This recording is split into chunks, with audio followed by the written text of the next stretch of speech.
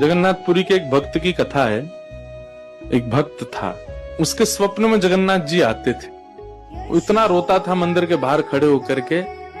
तो ठाकुर जी बोले, तू क्यों रोता है? बोले, आप बस मेरे साथ रहो, मुझे और कुछ नहीं चाहिए, और इस बात का मुझे अनुभव होना चाहिए कि आप मेरे साथ हो। तो भगवान जगन्नाथ जी ने उसको कहा, मैं तेरे साथ हमेशा हूं, और इसका अनुभव तुझे जब करना हो समुद्र की बालू में चलना, और थोड़ी दूर चलने के बाद फिर पीछे देखना, 2 पैरों के निशान तेरे होंगे और तेरे बगल में 2 पैर के निशान मेरे होंगे। उससे तुझे पता चल जाएगा मैं तेरे साथ।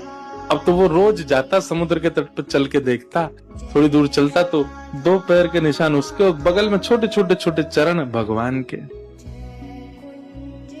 इतना प्रसन्न रहता था। लेकिन ये उसके घर में कोई घटना घटी, माता जी का देहावसन हो गया, बहुत कष्ट में आ गया, इतना पीड़ा में आ गया, रोने लगा, बिलखने लगा। अपनी माँ के जाने के भाव से तुरंत दौड़ करके गया। बोले, मैं मन को शांत करने का एक ही तरीका, पता चले जगन्नाथ जी मेरे साथ।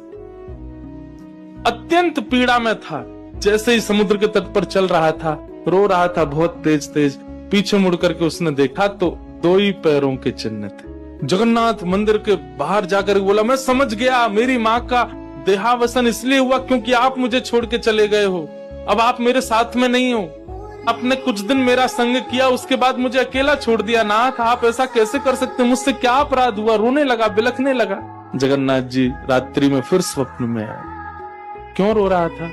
बोले, नाथ, आप मेरे साथ थे हमेशा, और आज आप मेरे साथ नहीं थे। मैंने जाके देखा 2 ही चरण चिन्ह थे, और आज ही मेरी माँ का भगवत धाम गमन हो गया। इसका मतलब आपने मुझे त्याग दिया ना? मुझसे कोई अपराध हुआ है? भगवान बोले, नहीं। तो फिर आज आपके चरण चिन्ह क्यों नहीं थे? भगवान बोले, कल तक मेरे चरण चिन्ह थे क्योंकि तू भी चल रहा था और मैं भी चल रहा था, परंतु आज तू पीड़ा में आ गया तो तुझे गोद में लेके मैं ही चल रहा था। वो मेरे चरण चिन्ह, तेरे नहीं, वो मैं ही हूं।